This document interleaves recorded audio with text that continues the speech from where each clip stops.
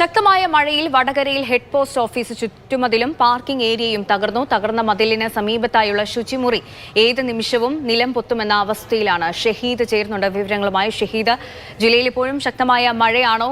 അവിടെ സാഹചര്യം എങ്ങനെയാണ് ഇപ്പോൾ? ഒരു ശുചിമുറി ഏത് നിമിഷവും നിലം പൊത്താമെന്ന സാഹചര്യമാണെന്ന് പറയുന്നു. എന്താണ് വിശദാംശങ്ങൾ?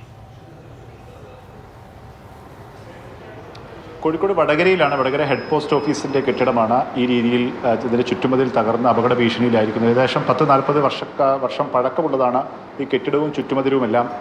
അതാണെന്ന് വൈകുന്നേരത്തോടുകൂടി കനത്ത മഴയുണ്ടായി. ആ മഴയിലാണ് ചുറ്റുമതിൽ തകർന്നത്. ചുറ്റുമതിൽ തകരുക മാത്രമല്ല, അവിടെ പാർക്കിംഗ് ഏരിയ അതും അതിനൊപ്പം തകർന്നിട്ടുണ്ട്.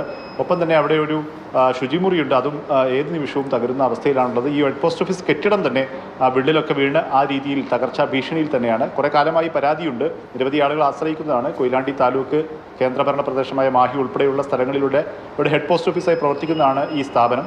അവിടെ ഈ കെട്ടിടം അപകടാവസ്ഥയിലാണെന്ന് പലതവണ പരാതിപ്പെട്ടിരുന്നു. പക്ഷേ പരിഹാരമായിട്ടില്ല എന്നുള്ളത് തന്നെയാണ്. ഇതിനിടയിലാണ് ഇപ്പോൾ ഇങ്ങനെ ഒരു കാലവർഷത്തെ തുടർന്ന് ഇങ്ങനെ ഒരു അപകടം കൂടി ഉണ്ടായിട്ടുള്ളത്. ജീവനക്കാരും അവിടെ എത്തുന്ന ആളുകളുമൊക്കെ